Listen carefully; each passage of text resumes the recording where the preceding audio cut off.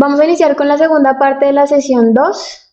Aquí vamos a hablar del segundo criterio que evalúa LEED, que es la eficiencia del agua.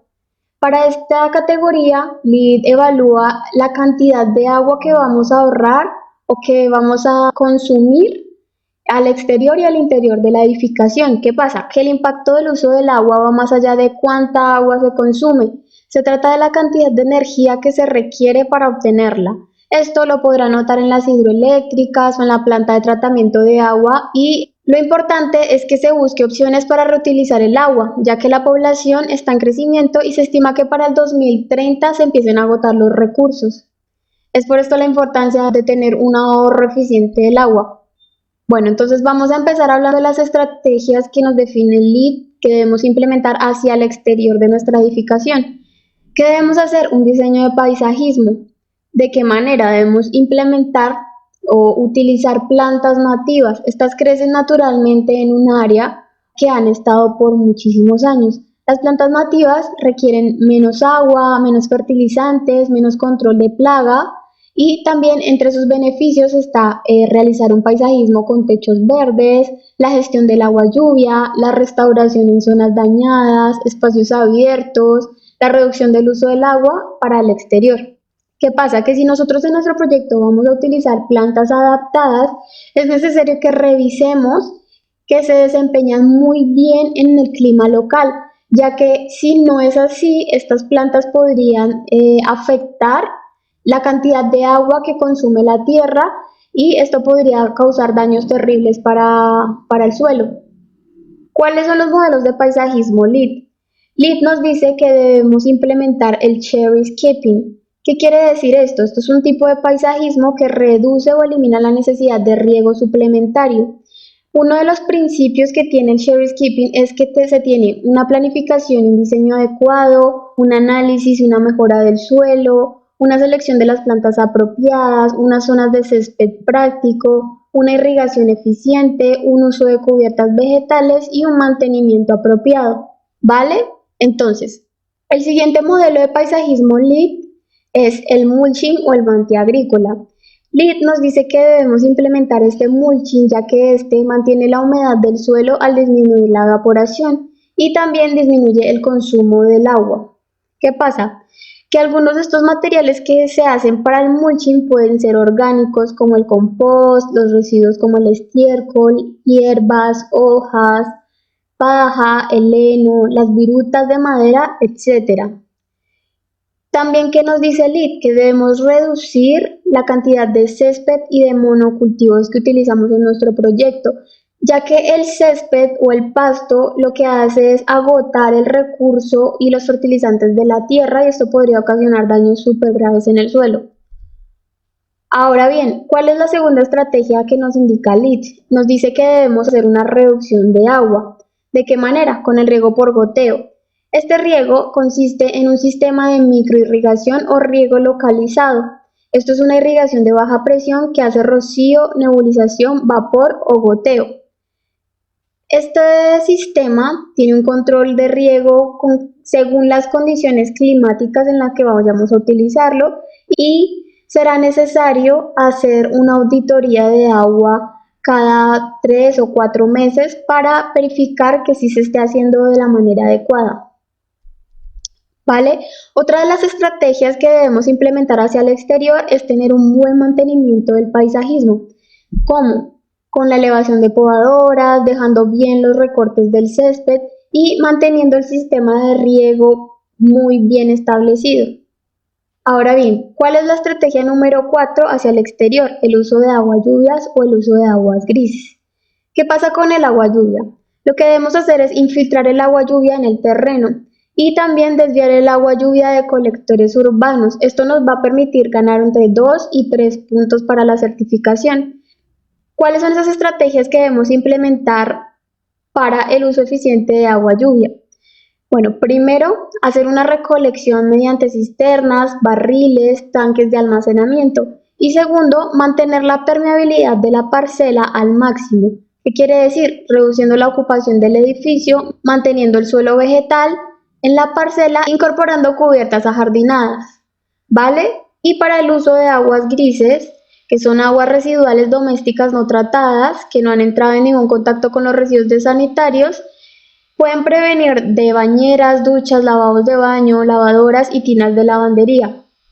Ahora bien, es importante aclarar que las aguas grises no incluyen ni el agua potable, ni aguas residuales de lavaplatos de la cocina y orinales. ¿Vale? Ahora vamos a hablar de las estrategias que debemos implementar hacia el interior de nuestra edificación. Es importante estimular a los usuarios a instalar dispositivos de ahorro de agua en el momento del diseño y la construcción de sus casas o edificaciones.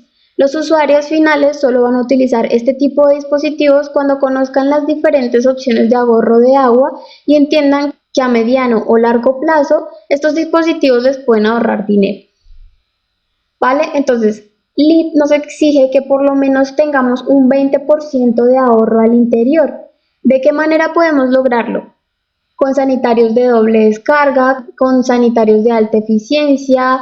Estos sanitarios tienen un sistema de 6 litros por descarga, con sellos WaterSense, que estos son sanitarios de alto rendimiento y eficiencia en el uso del agua, también con sanitarios de alto rendimiento y eficiencia en el uso del agua, también con los orinales secos, sanitarios con compostaje, duchas, grifos de bajo consumo, grifos con aireadores y con sensores de movimiento, medidores de agua y con el uso de aguas lluvias y o aguas grises, ¿vale?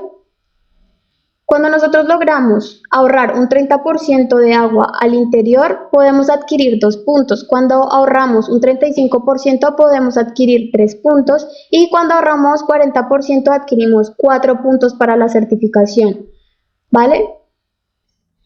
Entonces, ¿qué pasa?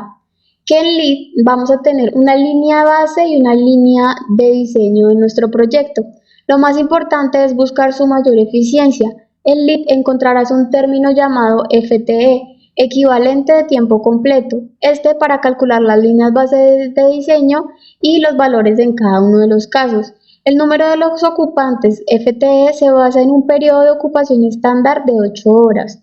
Un trabajador a tiempo parcial que trabaja 4 horas por día tiene un FTE de 0,5, es decir, sus horas por día divididas entre 8. ¿Qué pasa? Que en la documentación nosotros vamos a encontrar estas tablas en donde nos van a indicar cada uno de los equipos que vamos a implementar y cuál sería la base línea del proyecto y la base de diseño. Por ejemplo, para un orinal, la línea base de diseño serían 3,8 litros por descarga y para una sanitario de mujer serían 6 litros por descarga. ¿Vale? Es importante que tengas en cuenta que las tasas de descarga y flujo se basan en la norma EPA de 1992. Esto va a regir los estándares de sanitarios y griferías. Esto quiero que lo tengas muy en cuenta porque probablemente sea una de las preguntas del examen. Entonces, ¿cómo se calcula el FT del proyecto con la línea base y la línea de diseño? Cuando tú vas a calcular el consumo de la línea base es necesario que calcules el ocupante por la cantidad de uso por la línea base de descarga. Y para calcular el consumo de la línea de diseño es necesario calcular el total de usuarios por la cantidad de uso por la línea de diseño. Aquí te puse un breve ejemplo en donde tengo 10 usuarios en total, mujeres 5, hombres 5. Entonces lo primero que indiqué es cuántas veces van a utilizar cada uno de los equipos en el día. Por ejemplo, para el sanitario de mujeres indiqué 3 veces al día, para el sanitario de hombres 1 vez al día, para el orinal 2 veces al día y para el lavamanos 8 veces al día. Posteriormente indiqué la línea base. La línea base la puedes ver en el recuadro rojo de la tabla que te indico a la parte izquierda. ¿Qué nos dice esta tabla? Que el sanitario de mujeres cuenta con una línea base de 6 litros por descarga, al igual que el sanitario de los hombres. El orinal 3,8 litros por descarga y el lavamanos 8,3 litros por descarga, ¿vale? Con estos datos ya podemos calcular la línea de diseño. ¿Cómo lo hacemos? Tomamos el total de usuarios, que son 10, por la cantidad de uso de cada uno de los equipos. Por ejemplo, 10 por 0,6 litros de descarga por la línea de diseño que corresponde al recuadro azul que está en la tabla, es decir, 1,6, ¿vale? Esto nos dará un total de 4,8 litros por descarga y corresponderá al sanitario de mujeres. ¿Para qué sirve esta línea de diseño? Para indicarles que nosotros estamos dentro de su estándar según lo que nos están exigiendo. ¿Vale? Entonces así lo haremos con cada uno de los equipos que implementemos en nuestro proyecto. Ahora bien, te daré algunos ejemplos de proyectos certificados LEED a nivel oro. Este es el Transoceánica Business Park que está ubicado en Chile. Este proyecto ha sido concebido como una construcción sostenible, incorporando principalmente estrategias de ahorro energético, mediante el diseño eficiente del envolvente, un óptimo manejo del sitio, diversas estrategias de paisajismo, la incorporación de especies nativas, reciclaje de agua y sistemas eficientes de riego. Uno de los aspectos más importantes del edificio es el énfasis en el diseño de la calidad del ambiente interior, que contempla parámetros de confort muy exigentes que incluyen la calidad lumínica, acústica y térmica para los usuarios. Y también te mostraré este colegio, es el colegio Rochester, está ubicado en Chía, Cundinamarca, esto está ubicado en Colombia, con un certificado a nivel oro y recertificado para el LEED versión 4.1, y esto me parece súper importante porque siempre quieren estar innovando, mejorando sus sistemas y demás. Ellos lo que hicieron fue diseñar 7 jardines, los cuales fueron nombrados como para animar, apoyar, escuchar, aceptar, confiar, respetar y conciliar. Estos serán los nombres de sus 7 jardines. Cada uno de estos cuenta con enredaderas, siembras de especies nativas, canchas de fútbol, siembras de árboles nativos y demás. Aquí, como podemos ver en esta gráfica, se puede ver que la barra azul corresponde al resultado, es decir, al porcentaje de ahorro de agua potable en relación a la línea base. El gris corresponde a la meta, es decir, el indicador de rendimiento, y el café al benchmark, ¿vale? Entonces, me parece muy importante que un colegio quiera implementar cada una de las estrategias que vimos anteriormente para poder recertificarse en una versión nueva. Ahora bien, lo que vamos a hacer a continuación es responder algunas preguntas como lo hicimos en la anterior sesión. La idea es que puedas pausar el video cada vez que yo lea la pregunta y de esta manera puedas responder. Recuerda que podemos interactuar un poco con estas preguntas y enviarnos un correo con lo que hayas respondido, tal vez algo que te parezca extraño, que requiera algún repaso y demás, ¿vale? Entonces, la primera pregunta dice así: un equipo de proyecto está buscando un terreno para realizar un edificio de oficinas. ¿Cuál de los siguientes es el más adecuado? A. Construir un terreno no zonificado. B. Escoger un terreno que haga que los ocupantes manejen 40 horas al día para llegar. C. Escoger un terreno en un vecindario certificado LEED for Neighborhood Development. O D. Ubicar el proyecto en un terreno con acceso peatonal a las 4 tiendas.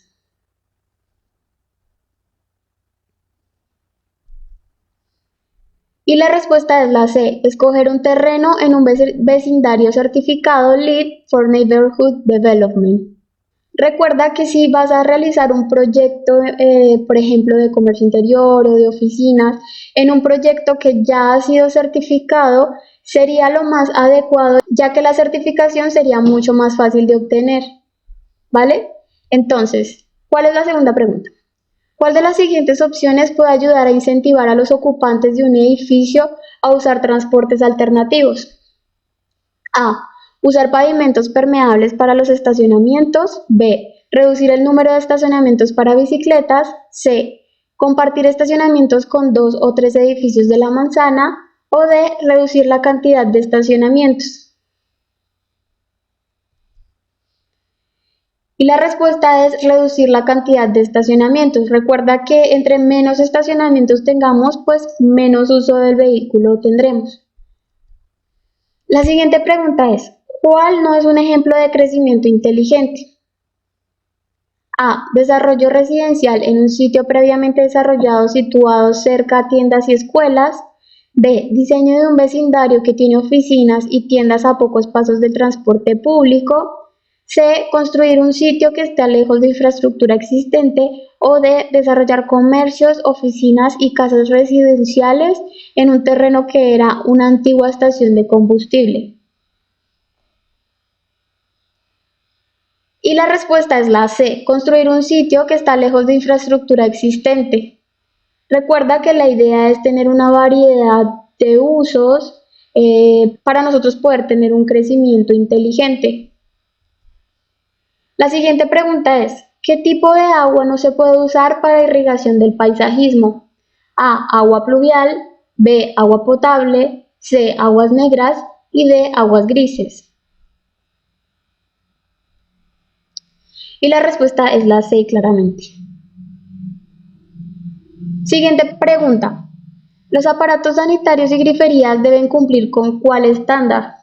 A, la EPA, B, EPA 1994, C, EPAC 1992 o D, ASHRAE 90.1 del 2010. Y la respuesta es la C. Recuerda cuando te dije que esto era una de las preguntas que probablemente van a hacer en el examen, así que es importante que recuerdes cada una de las normas que se implementan en nuestro proyecto, ¿vale? Entonces, siguiente pregunta. Indica dos estrategias que puedan ser implementadas en el sitio para reducir el consumo de agua por irrigación. Debes escoger dos en este caso. Y la respuesta es el uso de riego por goteo y hacer el cherry skipping. Listo, entonces aquí terminamos todas las preguntas. Recuerda que si tienes alguna pregunta, por favor me lo puedes escribir en el correo. Yo lo contestaré lo más pronto posible o alguien del equipo. Es importante que cualquier duda que tengas realmente nos lo hagas saber y así pues poder ser un apoyo en cada una de las sesiones, ¿vale? Y listo, con eso concluimos la segunda sesión. Espero que te haya quedado súper claro cuáles son esas estrategias que debemos implementar para estas dos categorías. No siendo más, nos vemos en la próxima sesión.